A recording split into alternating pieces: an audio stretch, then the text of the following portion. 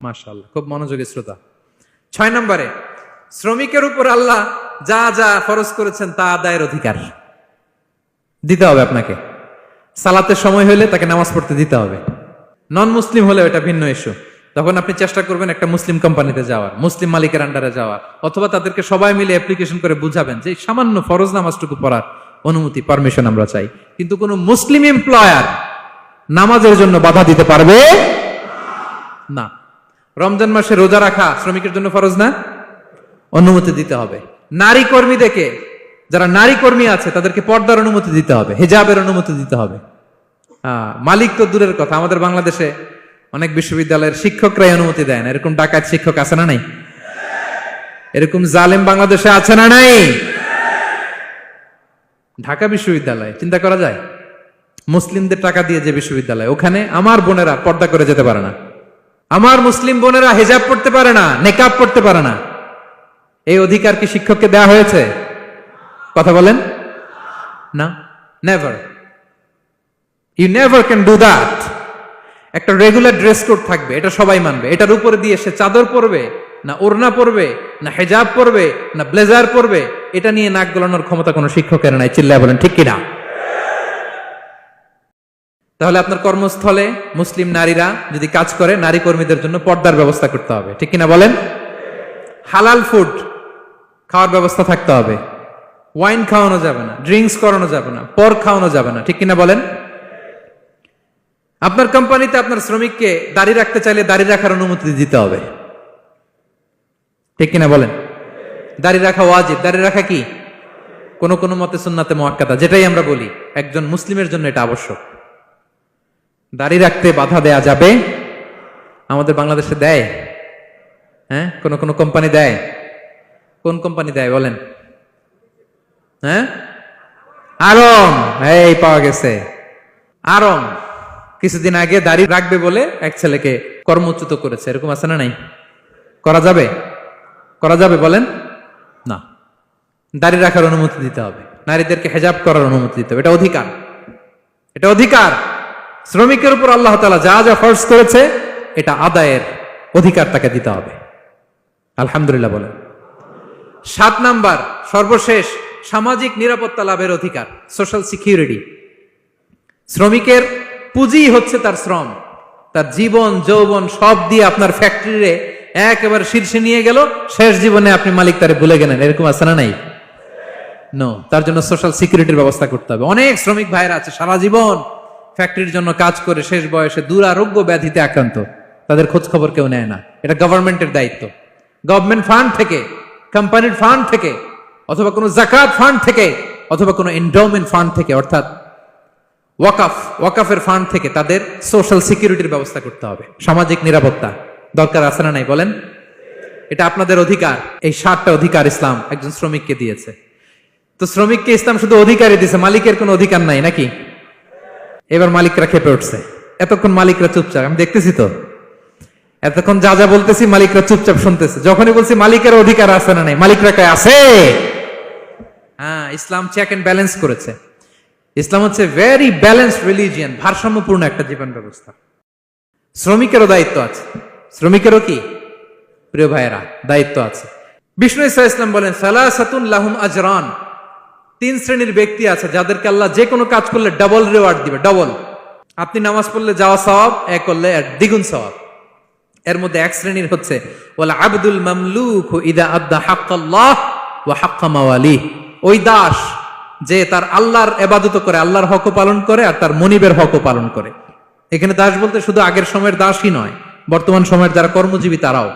কোন কর্মজীবী সে যদি আল্লাহর বিধান, আল্লাহর হক আদায় করে, পাশাপাশি যার আন্ডারে সে কাজ করে তার হকও আদায় করে, বিষ্ণু ইসলাম বলেন সব কাজে তার প্রতিদান হবে ডবল ডবল। পড়েন আল্লাহু আকবার। তাহলে শ্রমিকের দায়িত্ব হচ্ছে কোম্পানিকে যে সার্ভিস তার দেওয়া এটা পূর্ণাঙ্গ রূপে দিতে হবে। এটা হচ্ছে শ্রমিকের দায়িত্ব। 1 নম্বরের দায়িত্ব হচ্ছে লয়ালটি, আমানতদারিতা। 1 নম্বর দায়িত্ব কি? আপনি বেতন নেন আপনার বসের কাছ থেকে, কোম্পানির কাছ থেকে, কিন্তু সার্ভিস দেন আরেক কোম্পানির, হবে? বলেন। যার নুন খাই তার গুণ গাইতে হবে। আপনি যেই কোম্পানি থেকে স্যালারি নেন সার্ভিস আপনার তাকে দিতে হবে, লয়ালটি থাকতে হবে, বিশ্বস্ততা, এটা জরুরি, এটা থাকতে হবে। আপনার মালিক আপনার কাছ থেকে এই লয়ালটি প্রাপ্য, সে যেন আপনার উপর আস্থা রাখে, আপনার বস যেন আপনার উপর আস্থা রাখতে পারে, এইটা মালিকের অধিকার। কথা কি বুঝেন? হ্যাঁ, এবার শ্রমজীবী ভাইরা একটু ঠান্ডা হয়ে গেছে, দেখছেন চেক এন্ড ব্যালেন্স। কথা বলেন ঠিক কিনা? আপনার মালিক আপনার কাছ থেকে এটা প্রাপ্য, এটা তার অধিকার, বিশ্বস্ততা। ইন্না খায়রা মান ইস্তাজারতাল কবিউল আমিন। যাকে নিয়োগ দেওয়া হবে তার মধ্যে দুইটা কোয়ালিটি থাকতে হয়। কয়টা? মুসা আলাইহিস সালাম ফেরাউনের বাবুর্চিকে এক থাপ্পড় মারলেন রেগে মেগে। উনি থাপ্পড় মারছিলেন আদব শিক্ষা দেওয়ার জন্য, কিন্তু বেচারা সাথে সাথে মরে গেছে। উনি মারছিলেন আদব শিখানোর জন্য, বেচারা যে মরে যাবে মুসা আলাইহিস সালাম জানতেন না। এখন দেখে সব গুনাহ, সেটা তো মরে গেছে, অক্কা পাইছে। উনি দিলেন দৌড়। মুসা আলাইহিস সালাম দৌড়াতে দৌড়াতে প্রাণ ভয়ে চলে গেলেন আরেক সীমান্তে, মিশর ছেড়ে আরেক এলাকায়।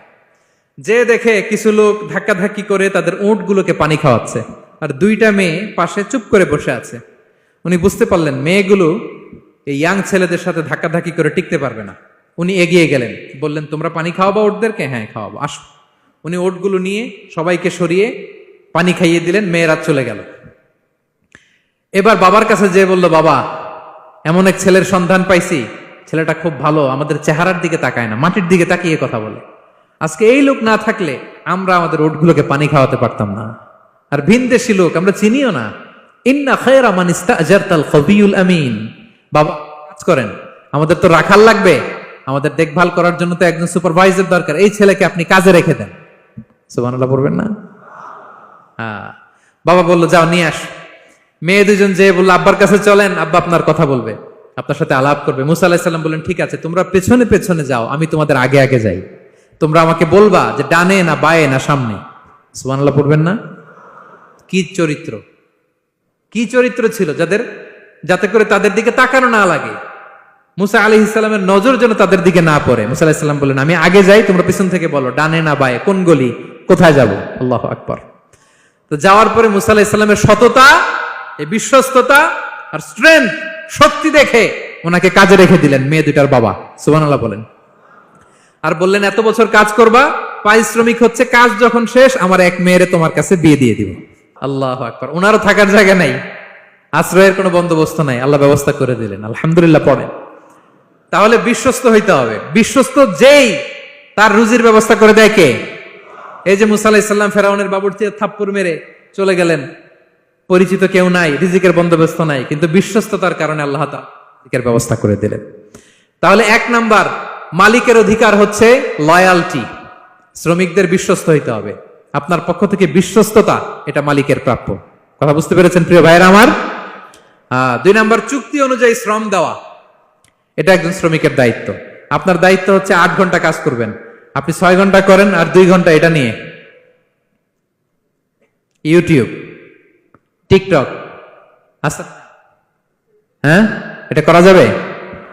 8 ঘন্টার যদি চুক্তি হয় আর আপনি যদি প্রতিদিন 6 ঘন্টা কাজ করেন, আপনি যে পারিশ্রমিক পাবেন এটা হালাল হবে? বলেন বলেন, আওয়াজ করে সবাই বলুন না, হালাল হবে না। আপনার চুক্তি অনুযায়ী আপনাকে শ্রম দিতে হবে, এবং এই চুক্তি অনুযায়ী শ্রম পাওয়াটা একজন মালিকের অধিকার। একজন মালিকের 3 নম্বর অধিকার হচ্ছে to work in a best manner possible. আপনার সাধ্যের সবটুকু উজাড় করে দিয়ে কোম্পানির জন্য কাজ করতে হবে। কোন কাজ করলে সর্বোচ্চ ওয়েতে করতে হবে, সবচেয়ে বেস্ট ম্যানারে করতে হবে। অনেকে আছে ধরি তো ধরি না, করি তো করি না, এরকম আছে না? নাই না, ইসলাম এটা বলে না। বিষ্ণু ইসলাম বলেন ইন্নাল্লাহা ইউহিব্বু ইযা আমিলা আহাদুকুম আমালান আইয়ুতকিনা। আল্লাহ তাআলা ওই কর্মচারীকে পছন্দ করে, আল্লাহ সুবহানাহু ওয়া তাআলা ওই কর্মচারীকে পছন্দ করে, ওই লোককে পছন্দ করে যে ব্যক্তি যখন কোনো কাজ করে ওটা মজবুত ভাবে করে, চমৎকার ভাবে করে, দ্য বেস্ট ওয়ে পসিবল, সুন্দরভাবে করে। এরকম কাজ করা যাবে তো? বলেন বলেন যাবে? এবং যে শ্রমিক, যে কর্মজীবী ভাইরা এইভাবে কাজ করে তারা মালিকের নজরে পড়ে যায় খুব তাড়াতাড়ি, ঠিক কিনা বলেন? তাদের বেতন বেড়ে যায় তাড়াতাড়ি, তাদের অবস্থা তাড়াতাড়ি ভালো হয়। 4 নম্বর অধিকার হচ্ছে আপনি আন্তরিকতার সাথে কাজ করবেন, আপনার মালিকের কোম্পানিকে নিজের কোম্পানি মনে করবেন। পারা যাবে? শ্রমিক ভাইয়েরা আমার, আমার কলিজার টুকরা শ্রমজীবী ভাইয়েরা, মালিকের কোম্পানিকে নিজের কোম্পানি মনে করা যাবে? অনেকে দেখবেন যে নিজের গাড়িটা খুব সেফলি ড্রাইভ করে, কিন্তু বসের গাড়ি নিয়ে যখন ড্রাইভ করে তখন আর এই এক্সট্রা কেয়ার নাই, এরকম আছে না নাই? হ্যাঁ, নিজের জিনিস খুব দেখে শুনে রাখে, কিন্তু কোম্পানির জিনিস যখন ইউজ করে ওইখানে সেই দেখভাল তার নাই, এরকম আছে না নাই?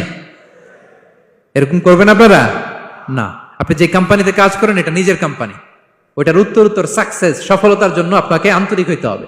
তাহলে এই 4টা অধিকার আল্লাহ তাআলা প্রত্যেকটা মালিককে দিয়েছে। তাহলে চেক এন্ড ব্যালেন্স হয়েছে। কথা কি সবাই বুঝতে পারছেন? আলহামদুলিল্লাহ পড়েন। পুরো আলোচনার সামারি বলি 1 মিনিটে।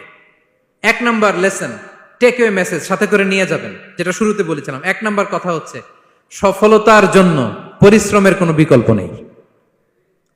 হাড় ভাঙা পরিশ্রম করতে হবে আমাদের ক্যারিয়ারের জন্য, আমাদের ব্যবসার জন্য, আমার চাকরির জন্য আমাদের হাড় ভাঙা পরিশ্রম করতে হবে। কারণ শ্রমে কোনো লজ্জা নেই, পরিশ্রমে কোনো লজ্জা নেই, ঠিক কিনা বলেন? লজ্জা কিসে? অলসতায়। আমরা অলস হব না, অকর্মণ্য হব না, হাত পাতবো না, আমরা পরিশ্রম করে খাবো। 2 নাম্বার কথা, নবীগণ এবং সাহাবাগণ অত্যন্ত পরিশ্রমী ছিলেন, কর্মঠ ছিলেন, তারা আমাদের আইকন, আমরাও পরিশ্রমী হব। ইসলাম শ্রমিকের ব্যাপারে, শ্রমিকের অধিকারের ব্যাপারে এত জোরালো বক্তব্য দিয়েছে, পৃথিবীর কোন ধর্ম এভাবে দেয় নাই, ঠিক কিনা? আমরা যারা মালিক আছি, আমরা যেন আমাদের অধীনস্থ শ্রমজীবীদের প্রতি সদয় হই, তাদের অধিকার আদায়ের জন্য আমরা সচেষ্ট হই। আর আমরা যারা শ্রমিক আছি, কর্মজীবী আছি, আমরা আমাদের মালিকের কোম্পানিকে যেন নিজের কোম্পানি মনে করি, আন্তরিকতার সাথে, লয়ালটির সাথে যেন আমরা কাজ করি। আল্লাহ তাআলা আমাদের কাজে, কর্মে, পরিশ্রমে, ক্যারিয়ারে, চাকরিতে, ব্যবসায় ভরপুর বারাকা দান করুক। আওয়াজ করে পড়ুন আমিন। হাযা মা ইনদি।